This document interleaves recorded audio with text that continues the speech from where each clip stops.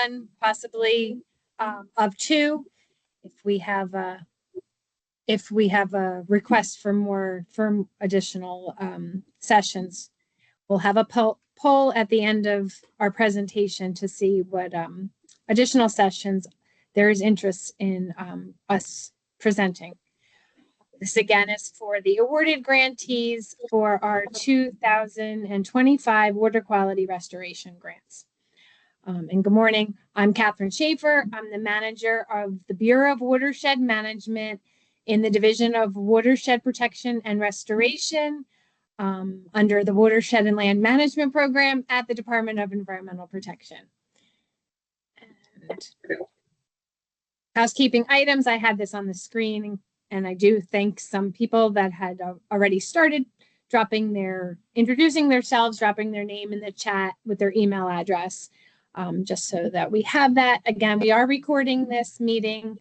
We will post it on our website, the same as we posted our last information session. So if there is members of your group that were unable to attend, you will be able to view it, because we will be going over things today that you may want to go back and refer to. So that way you have it available.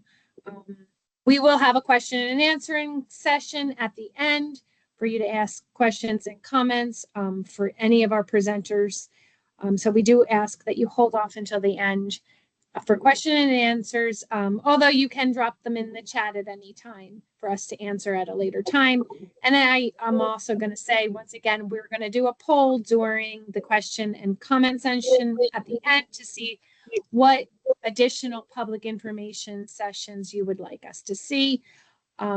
Additional reminder to please mute your microphone just to reduce background noise. And so I'm going to we're getting a slow start because I do see, people still are coming in. So I'm just trying not to jump into the main bulk of our presentation. This is our agenda for today. So I just introduced us. We're going to move on to next steps, which I do believe everyone is anticipating what our next step is now that you've been awarded. We'll go on to grant agreements, progress reports, financial reports. We'll also show you who your grant manager is, and then our Q&A session.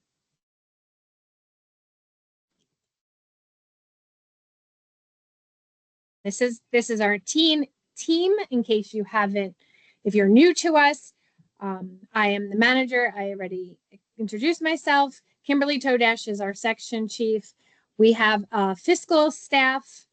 And like I said, if you're a returning grantee, you probably have dealt with at least one of us, if not more.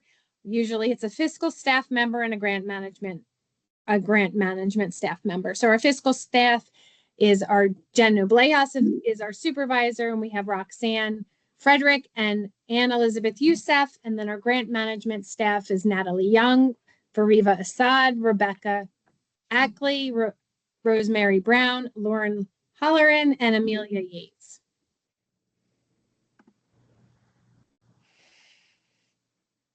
Okay, so this is our timeline and our overview.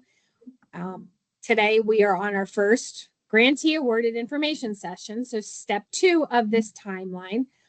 As you know, on October 30th, we announced our awards.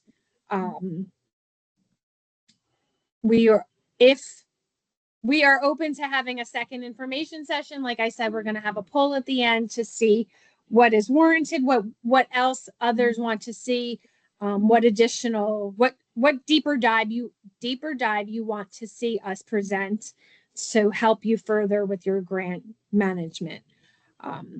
So right at the session, we're at our first grantee award session. Our next step, after we present, is you will get comments back from your grant manager. Like I said, we will show you at the end of the session who our grant managers are that assign to your grants. Your grant manager will reach out to you. We use Sage, so you will see comments in Sage for suggested modifications. And maybe even after this information session, you might even want to look through your grant proposal to see what modifications you might feel needs to be changed for the next step. These are minor modifications just to make sure things like timeline and budget are all in alignment with how they need to be. Those are the things that we're not looking to modify overall grant proposals. It's just making sure that the grant process before your grant agreement is going to move slowly for the next 3+ years that you're going to have this grant.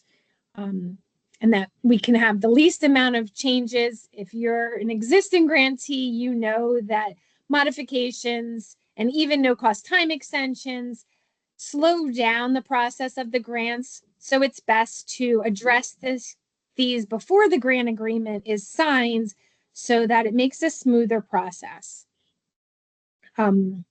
We specifically, we want to make sure the milestones, the reporting expectations, and the grant requirements are all something that you're aware of, and they're not surprised down the road that you have to provide us with additional information.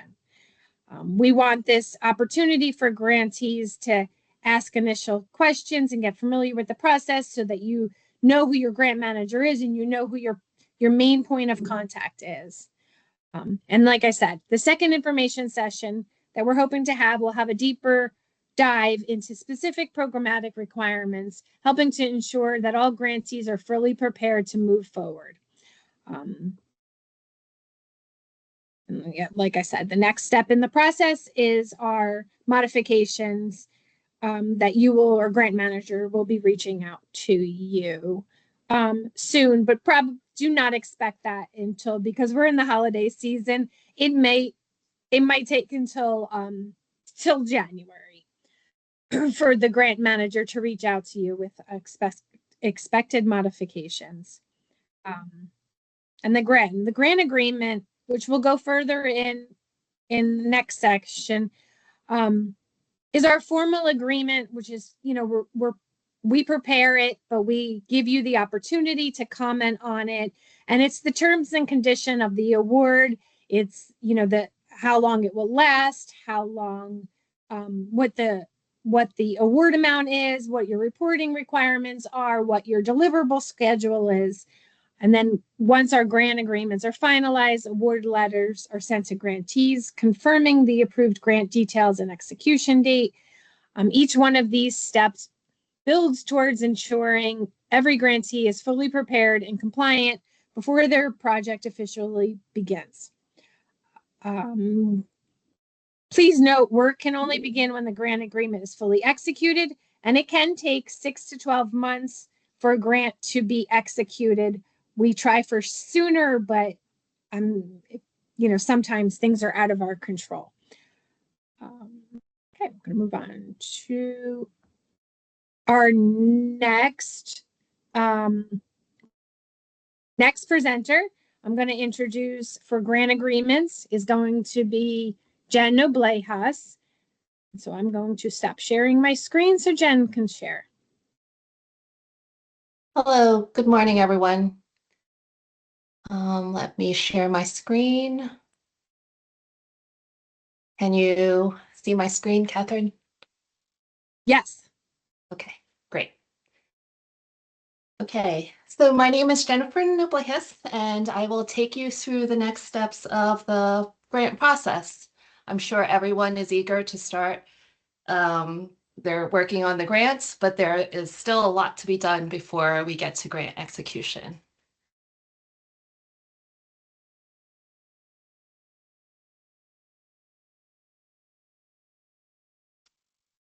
Okay, so looking at our process flow diagram, we received the applications, finished the review of the applications, and have selected the awardees.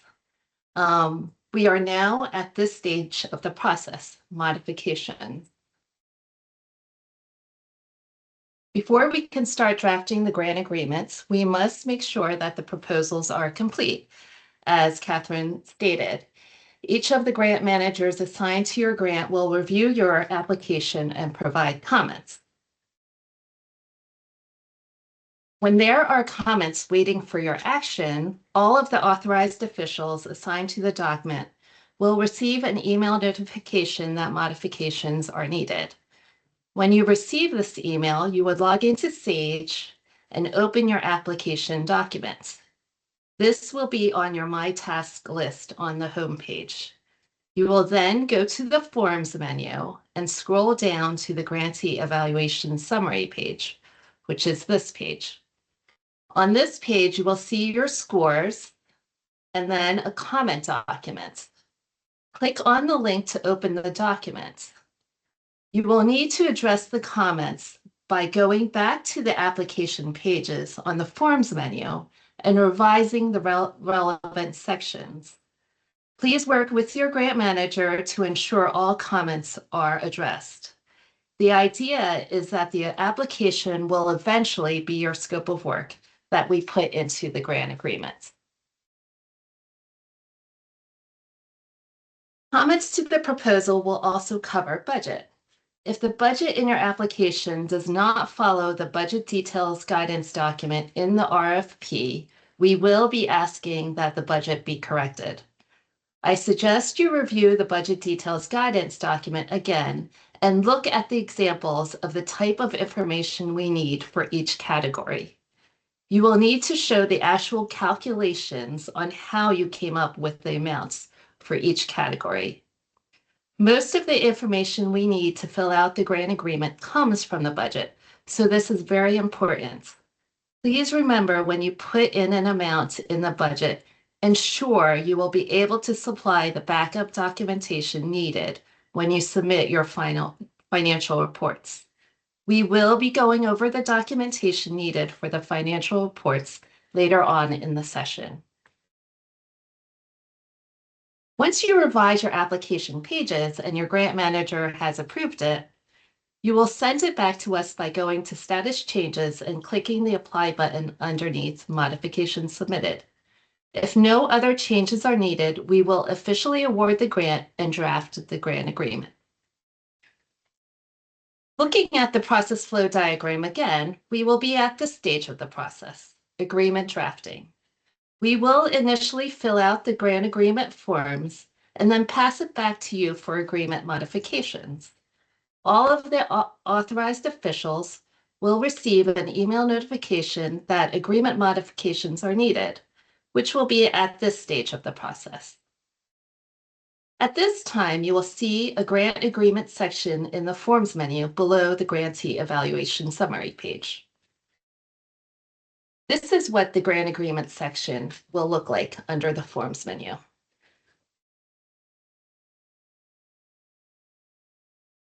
So when we start drafting the grant agreement, there are some options that you can take advantage of.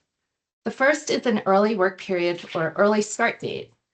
This means that any work that is performed from the early start date forward, even if the grant agreement isn't executed yet, will be reimbursable under the grant. There is an element of risk for the grantee, though, because there is no executed grant agreement to support the early expenditures, and reimbursements will not be dispersed until after the grant is executed. If you would like this option, you must provide us with a date you would like to start working on the grant and a justification why the early start date is needed. The second option is advance payments. This option is available if your organization does not have the funds to pay for the work upfront. In advance payments, you would receive a portion of the money upfront. Typically, though, funds are dispersed through reimbursements, where you would submit a financial report with the proper documentation and proof of payment. Then we will reimburse you for those payments. However, if you do not have the funds to make the payments up front, then advance payments might be an option to consider. If you would like either the early work period and/or advance payment option, you must provide us with the request letter with the justification for each. And please email your DEP grant manager, and you can CC me on that email also. As part of all grant agreements, the grantee organization will need to have insurance. At a minimum, all grantees must have general liability. Automobile, workman's comp, and employee liability will depend on what you put in your budget. If you have salary and fringe as part of your budget, then workman's comp and employee liability will be needed. If there is a travel budget for mileage and the organization has a company car they would like to be using, then auto insurance will be needed. The required insurances will be detailed in Attachment A of your grant agreements. And this insurance is for the grantee organization only. Subcontractor insurances are not needed for our purposes. For subcontractors, contractors, the required documentation is their New Jersey business registration certificate and their contact information filled out in Attachment F of the grant agreements.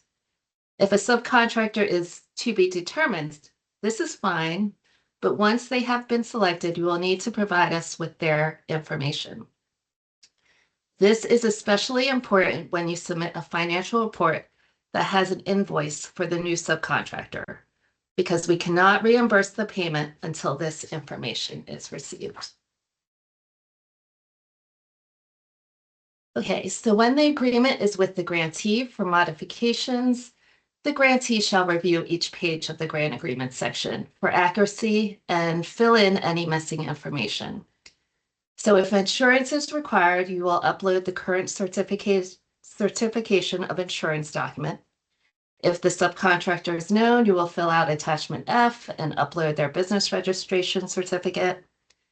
And then all grant agreements contain a resolution component. The resolution will name who the executor of the grant will be and their role. This is standard language. There is standard language in the grant agreement for you to fill out and a certification page for the certifier of the resolution to sign. Please note the certifier will need to be added as a member of the organization with the role of authorized official to certify that page. Once all of this is complete, you will go to status changes to submit the draft agreement. Okay. After you submit the modifications to the grant agreement, the last stages of the process are approvals.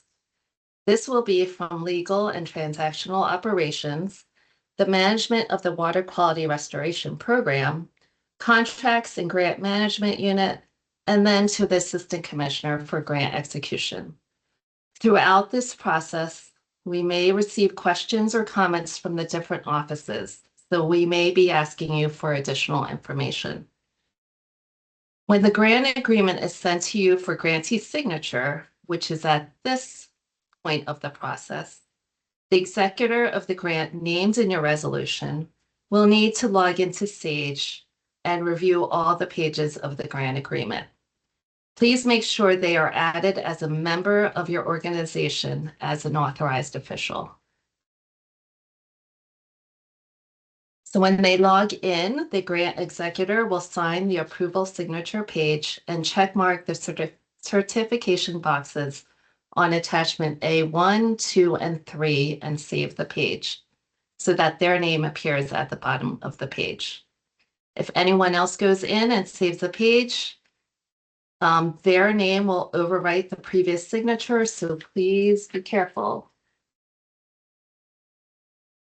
And then the next steps, in summary, is that we will be sending everyone a risk assessment form for your fiscal officer to fill out. If we do not have a UEI number in Sage, we will be contacting you for this information.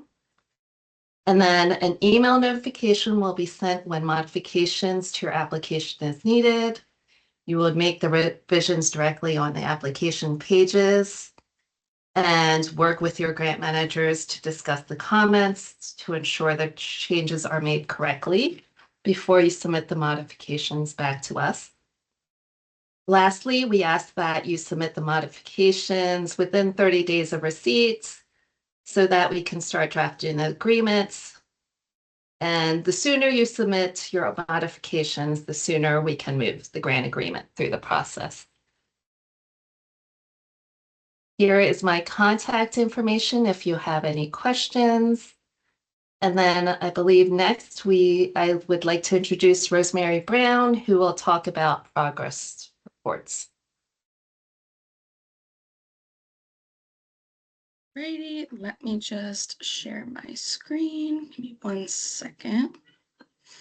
If you hear meowing in the back, I apologize. My cat wants to come in the room and I'm not letting him, and he's very upset about it. So give me 1 second.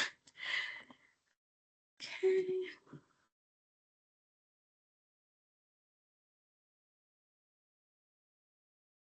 All right.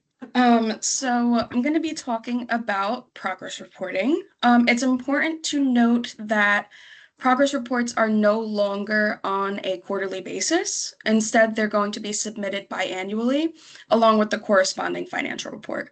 So just wanted to put that out there immediately, just so everybody's on the same page. Moving on, we will discuss the administrative review of progress reports. So your grant manager will ensure accurate and complete reporting. This is where they will confirm the report type. So your grant manager will ensure that the correct report type has been submitted. For interim reporting, a progress report should be submitted. And final reports should only be submitted if the last progress report was submitted for approval. Your grant manager will also confirm that no other reports will be submitted once the grantee is ready to submit your final report. Next, we will help the grantees submit complete and compliant progress reports. And this is where you're going to be verifying the reporting work period. So using our own internal tracking spreadsheet, we'll corroborate the submitted progress reports listed work period with the work period listed on the spreadsheet to ensure that you haven't accidentally skipped a work period or that there are no overlaps in the work periods. If your lake grant is a lakes grant, the work period must be written in the first status box. Similarly, if you are combining work periods on the submitted progress report, the work period must also be written in the first status box as well. And your grant manager will send back the progress report to you if there's modifications, if the first box, for example, is missing that work period. Lastly, avoiding delays due to missing or incorrect information. This is where we will check for any missing progress reports. So we'll ensure that there are no work periods that are missing by cross-referencing the submitted progress report with previously approved progress reports to ensure that there are no gaps in between the reporting periods. And if there are missing work periods, your grant manager will reach out to you for clarification and will send the progress report back for modifications if necessary. Just one final note at the bottom where it says the financial report must be initiated and submitted as part of the final progress report. So you will submit you will create your final progress report and fill all that stuff out. And the final report is initiated inside of the progress report. So it's not going to be submitted separate. It's going to be submitted as part of it. Just something to note. Next, the summary of progress review steps. So when beginning our review of the progress report, the grant manager will first confirm if any plans were finalized or if any BMPs were completed during the time frame of the progress report. If the answer is yes, just ensure that the plan information page and the BMP information page is properly completed. And when you're completing the progress report, make sure all tasks, dates, and provided documentation align with your project's approved scope of work. Make sure that each status box is filled in accordingly with a clear description of work performed during the work period. And in the next steps box, just ensure that any upcoming work that you're doing is described in a clear and concise manner. So while you're still filling out that same section, ensure these start dates are listed are not earlier than the grant's execution date or granted early start date. If the task has not yet begun, leave that box blank. And make sure you're not putting a start date if the task has not yet started. This date should be accurate to the day that work actually starts. And when you're actually marking a task as completed, just ensure that the appropriate start and end dates have been selected if that task has been completed. And if it has not yet been completed, just ensure that there's no end date listed on the progress report. And the completed box should be checked as no. Moving on to permitting requirements. So if you are unsure if your project requires a permit, it is heavily encouraged to schedule a pre-application meeting to determine the applicable requirements. If you've already submitted a permit application, your grant manager will reach out. I think someone is not muted. Sorry about that. Moving on. If you have already submitted a permit application, your grant manager will reach out to the DEP contact for your county to let them know that your project is being department funded. And after your permit has been issued, your grant manager will review the approved plans to ensure that your project aligns with the scope that was authorized by your permit. Next, let's look at the reporting progress details section. Under salary expenditures, you're going to list each employee who worked on the project, along with their roles, responsibilities, and number of hours that they worked. And just as a reminder, this section is for salary information only, so you're not going to be including match salary hours or contract hours in this section. Progress details continued. In the slippage or problems area, you're going to describe any delays or deviations from the plan that you might have had during that work period and explain how those issues are being addressed or how you're going to correct them. And finally, under the attachments section, just make sure that all required supporting documents are included. This is going to be things like your plans, any photos, any calculations you might have, and just double check that the attachments for completed tasks and deliverables have been uploaded and are properly labeled. Next is the plan, plan information page. This section should be completed only if a plan was developed during the work period. So when you're filling it out, just make sure to include the correct type of plan, its title, the associated water body, and TMDL parameters.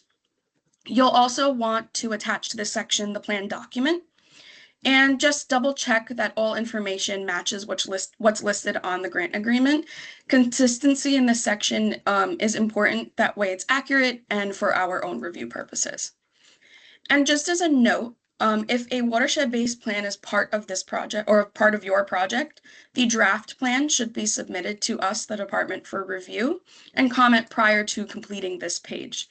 It generally takes up to 6 months for watershed-based plan approval after we receive it. So just something to keep in mind.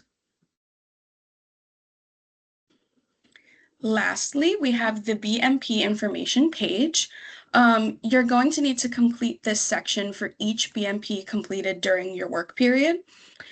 Just be sure to include the BMP name, the completion date, the HUC 14, as well as the correct category, type, size, and any load reduction data you might have. If you do have monitoring results and they are available, you can include those as well. Estimated implementation costs should also be included, and just to make sure that they are remaining consistent with your approved project budget. And don't forget to attach any supporting materials you might have. That would be any step L data, again, any photos you might have, or any other documentation related to the project that you might have. And that concludes the progress report section. I'm going to pass it on to Anne Elizabeth, who's part of our fiscal team, and she's going to be talking to you guys about the financial reporting section. All right, I'm going to stop sharing my screen. Good morning, everyone. Hope everyone's doing well after this holiday weekend. So I will be presenting the financial report documentation requirements. Let me see if I can get that up.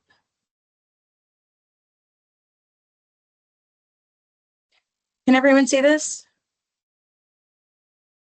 It's loading slowly. Okay. It's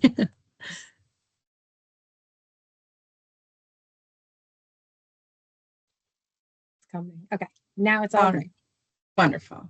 Okay, so like Rosemary said, my name is Anne Elizabeth. I'm part of the fiscal team with Jennifer Noblejas and Roxanne Frederick. And we're just going to get into what's required in every financial report you submit to receive reimbursement for this grant. So the financial reports are due on a biannual basis. You can find this in the attachment A of your grant agreement. There are 2 reports due every year, one for January to June, due August 15th, and another from July to December, due on February 15th of every year. Just so you know, if you are aware that you're going to submit your financial report late, you will have to let your grant manager know so that we can expect your financial report at some point, and we're not waiting on it to move forward. You are able to use a financial report to cover more than one work period, but you will require approval from your grant manager or from one of us so that we're aware again. The reporting period of the financial report should always be indicated on the cover sheet of your documentation, and we'll go into that a little bit later. You, the grantee, will have to report on a number of things. Any expenditure related to the grant during the work period that's allotted in your grant agreement. So any expenditures within the budget you've provided will need to be reported on, and any match expenditures related to the grant, if applicable, will also need to be reported. You can refer to your grant agreement to confirm what your match obligations are. Not all grants will have them, but it is good to check. Potential categories may include salary and fringe documentation, consultants and subcontractor expenditures, travel, supplies, in-kind expenditures or match expenditures only, and those are only restricted to volunteer match hours. And other categories that are not listed or mentioned would be outlined in your grant agreement under your budget details or executed agreement. So the reimbursement process, Jen has already touched on that. Reimbursement payments will be made upon submission and approval of the financial report. So the payment will not be dispersed until our budget and finance department approves the submitted financial report with justification of the payment in terms of documentation supporting the expenditures and adherence to any of the executed agreement terms. All expenditures should fall within the work period of the agreement. If you have an early work start period, as Jen mentioned, you can begin reporting on those, but they do have to remain within the confines of between the execution date of the grant and the expiration date of the grant. Each category will require a different set of documentation. And just to make everything organized, the expenditures that you report on should fall within the reporting period. I suppose that's obvious, but January to June should have checks between January and June, etc. We do ask that you include a cover sheet for each section of the expenditures incurred within the report. Rosemary has taken the time to create templates for you, which is very kind of her, so that there's not really much confusion when you're creating these financial reports and their cover sheets. You are not required to make cover sheets for expenditures with categories with no expenditures, excuse me. So if you haven't incurred any expenditures, for example, say consultants and subcontractors, you would not have to include a cover sheet for that category. I've included a sample cover sheet screenshot for you here, indicating the grant number, the financial report number, the work period of the financial report, the category, and the summary of the expenditures along with the total. Salary and fringe documentation requirements include a salary run, payroll run, or payment ledger, preferably from your accounting system. We do want something that is not easily manipulated or created or falsified. I mean, of course, for obvious reasons, we would like to be able to prove that this is from your accounting system and that these workers were actually paid for the work that was done on the grant. This must include the date that the employee worked on the grant, the employee's name, the hours worked, the hourly rate, and the total amount for the day. So we understand that this information might not be readily available, so we would like to include a summary sheet along with the payroll run to make sure we we know how you're coming up with those numbers. You will have to include the fringe rate and the amount on each cover sheet. The fringe rate should match the rate mentioned in the grant agreement. And if the rate has changed, you must provide official documentation supportive of this change. I have included a sample payroll run for your reference to show each category and what is expected when you submit the payroll run as a supporting documentation. Consultants and subcontractors require all invoices detailing goods and services rendered by any consultant or subcontractor you hire to work on this grant. These include an itemized list with all the invoice numbers, dates, and amounts for reimbursable goods and services during the work period. You must submit proofs of payment to match each invoice. So each invoice must correspond to a canceled check. If you choose to do so, it must be the front and back of the endorsed check. The bank statements, credit card statements are also acceptable. Receipts are acceptable. And a payment run, an ACH payment run, excuse me, that shows the total payment to justify the expenditure. Please highlight any figures that should be added up to make up the total amount. We understand that sometimes the invoice does not include, all of the expenses listed on an invoice are not necessarily associated with the grant. So we do ask that you highlight which numbers should be used to keep track and calculate the total submitted so we can easily review. Additionally, all consultants and subcontractors should be listed in the attachment F of your grant agreement on your Sage page. You will have to submit any and all subcontractors used with their appropriate New Jersey business registration certificate. And exceptions to this rule would be the individual contractors and nonprofit organizations do not need BRCs. If there are any new consultants or subcontractors used, the attachment F should be updated to correspond with the financial report. Supplies documentations, these are usually receipts. So for a Lowe's or a Home Depot, for example, we would need a receipt for that, and any invoices for supplies ordered to correspond with the expenditures for the work period. Proofs of payment are also required for this, similarly to the consultants and subcontractors, canceled checks, bank statements, credit card statements, or receipts. And again, please highlight any figures that should be added to make up the total amount. For travel expenses, we would need a table with the employee name, date, the purpose of the trip, and the mileage rate. The mileage rate can also be found in your grant agreement, usually in the budget details guide. And any tolls or parking can also be submitted for reimbursement. We would need you to provide proof of payment like Easy Pass statements, canceled checks, bank statements, credit card statements for these reimbursable tolls or parking. And you will have to add up the total expenditures for the mileage and rate per mile. Indirect cost documentation. So if you have indirect costs allotted in your grant agreement, there will be a percentage rate outlined.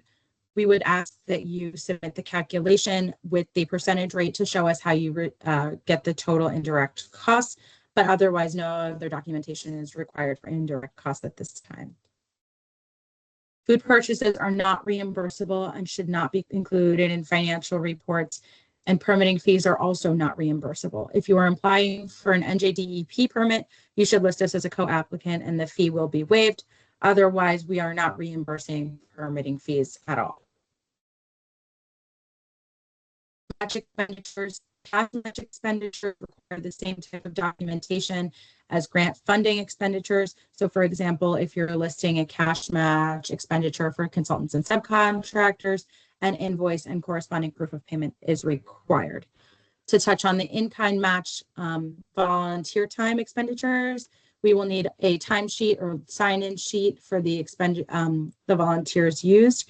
And volunteers, of course, are defined as anybody who's working on the grant who is not being paid. So if the person listed is in fact being paid, they should not be included in the match category.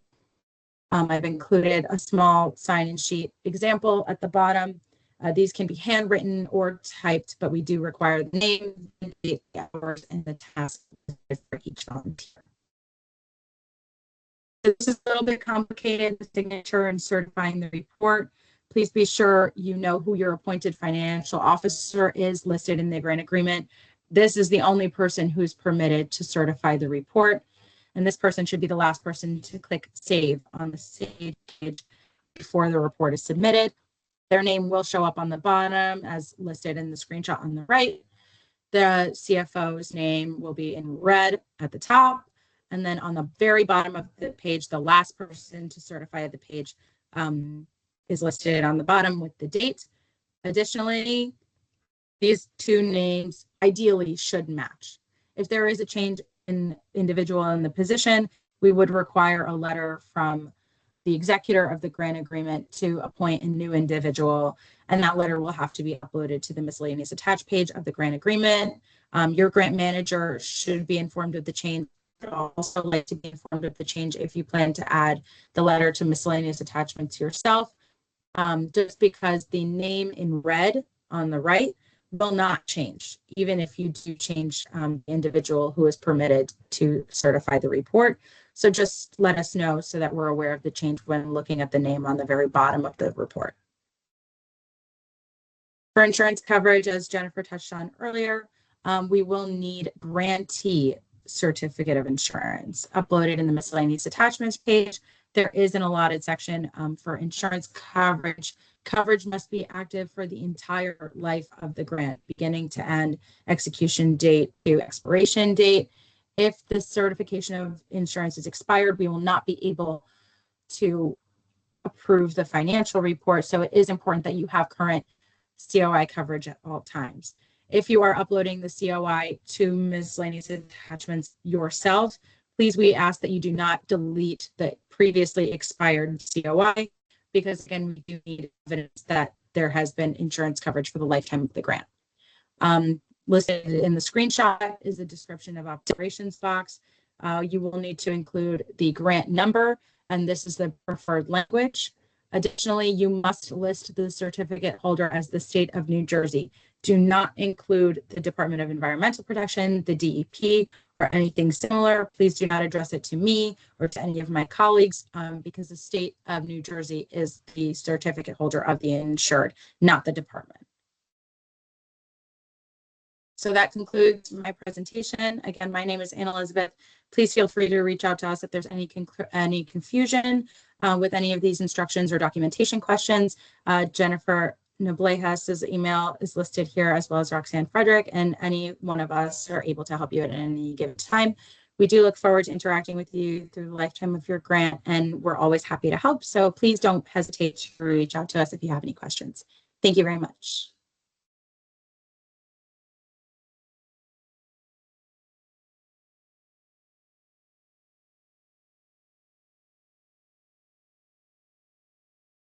Okay, now we're back to me, and I'm going to share my screen again.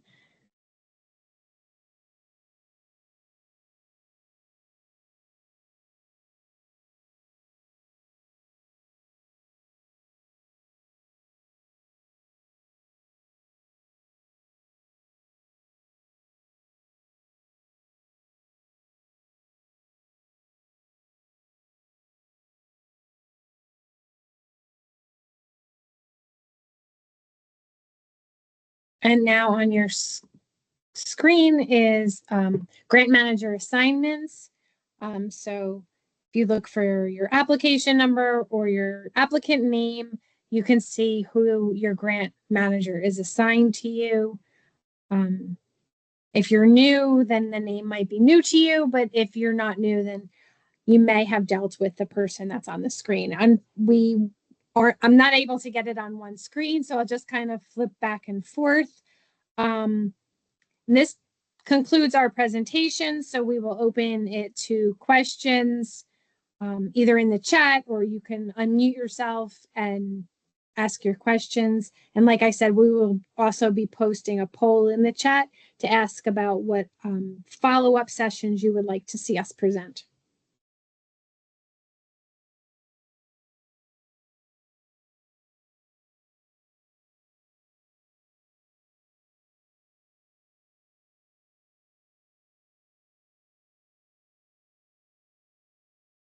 Mark, do you have a question?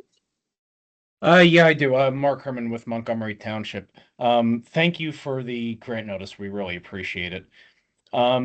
we intend to submit an early start letter, the project we have planned for the watershed management plan.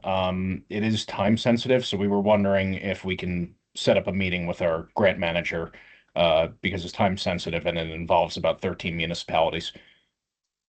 Okay, that's fine. So start periods for anybody cannot go before October 30th. That's the earliest date we can give you. That was the date of the award.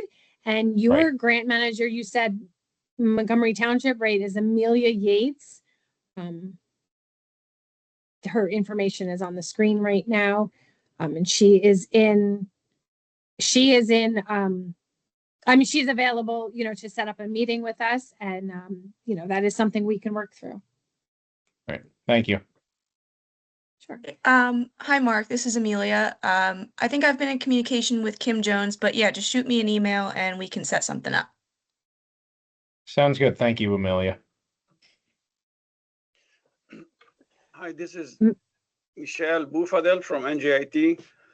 I missed the beginning, but I would like to assume this is like standard, like any other project with the NJDEP, because I missed the first 10 minutes, 15 minutes. It is a pretty much standard. We recorded this, and so we will be posting it on our website, so you can go back and look at it. It is very similar to previous grants that we've had through the Water Quality Restoration Program. So, like I said, we'll actually even share our slide presentations too, so you have access to that. Some of them have links, and we've been dropping links in the chat too. Thank you. Meredith? Hi, yes, Meredith Comey from Monmouth University. I had a question about the permit fees. So we will be getting DEP permits.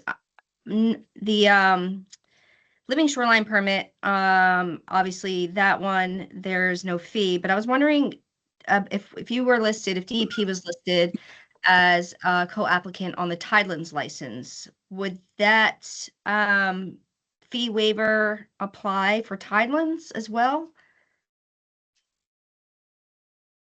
I want to say yes, but I'm gonna double check with Randy Bierce and his Okay. staff just to make sure, because I don't, off the top of my head, I don't want to say something if it's incorrect. Yep. But I do believe that is true, but we'll look into that. Okay, great. Thank you so much. Catherine, I don't Yes. think a fee would be waived, but there may be a fee, minimum fee assessed.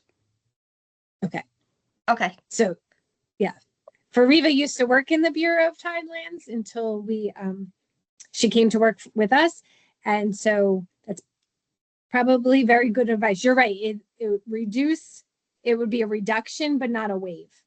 Okay. What makes sense, when I was at Baykeeper, our Tidelands fee was reduced for that permit. So okay, great. Thank you. I didn't see who was next, so I'll just see Heather. Yeah, hi, good morning. Thank you so much. Heather Fennick with the Lower Raritan Watershed Partnership.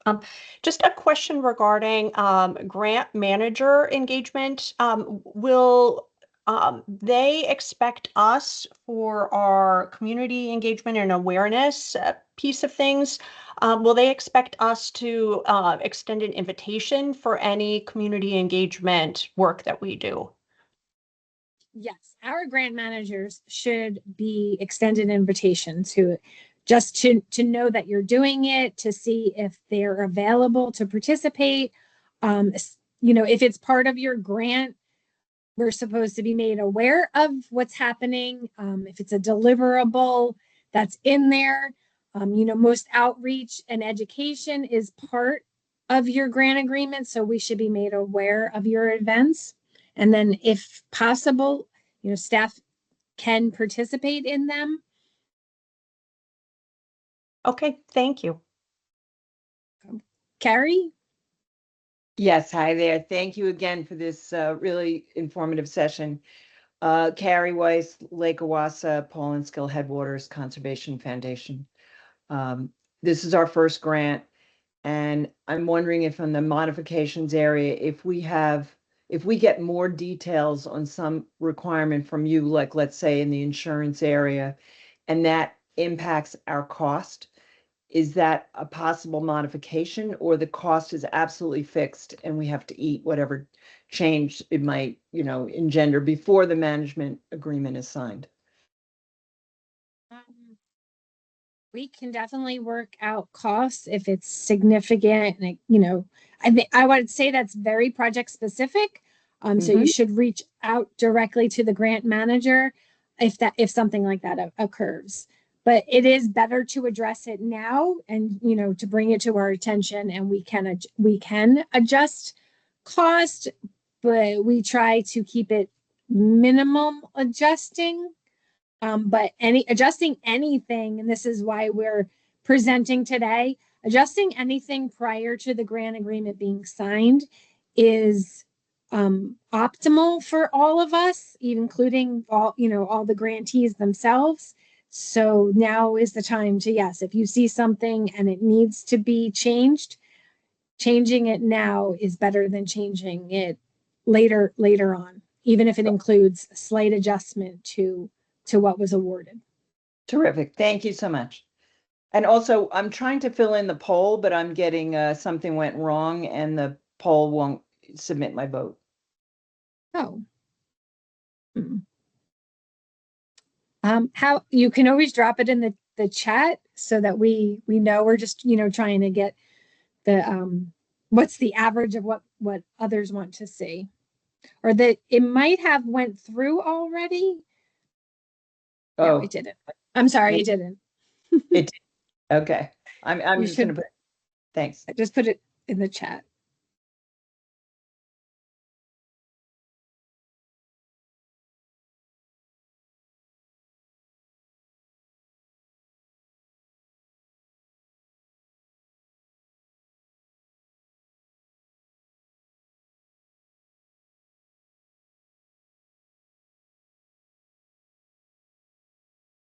Okay, I don't see any other hands raised, but again, if you're having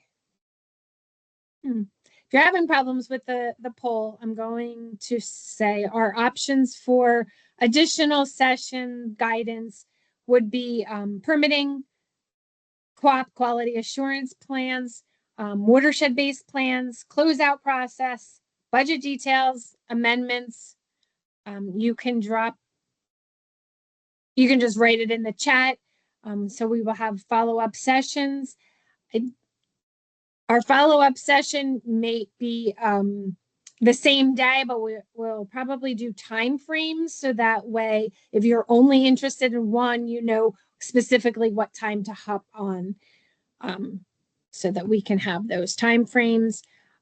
We dropped some of our links into the chat, and always, our website will have this posted. We will post our PowerPoint presentation slides on our website, and we will post the YouTube, the video of recording from today will be made into a YouTube video, so that we will post that. Just give us a couple days to have that done, hopefully by the end of the week. And further reminder, I keep going back and forth with the grant manager assignments. It is December. We wanted to have this presentation earlier in the month as opposed to later when it gets a little bit more into the holiday season. And we will expect to hear from your grant manager on modifications that happens probably they will probably contact you both email and through Sage. Final modifications will have to be made in Sage, but if there's questions, back and forth is easier through email. So that's why it's both. And so look forward to them. But like I said, it is holiday season. And so you may not hear from them until January. Our next information session will definitely not be until January, but use this time to reach out to them, to introduce yourself. If you're new, that way you'll introduce yourself that you're new to the process. It's best to to let them know. Again, if you're not new with the process, that also might be helpful to know that you're familiar with the SAGE system and how the grant agreements work. So if I'm not seeing any further questions, so I'm going to stop sharing. And if anybody, again, has any other questions, feel free to reach out to us. And thank you all for attending today. And thank you to my presenters. You all did a great job. Thank you to everyone. Thank you.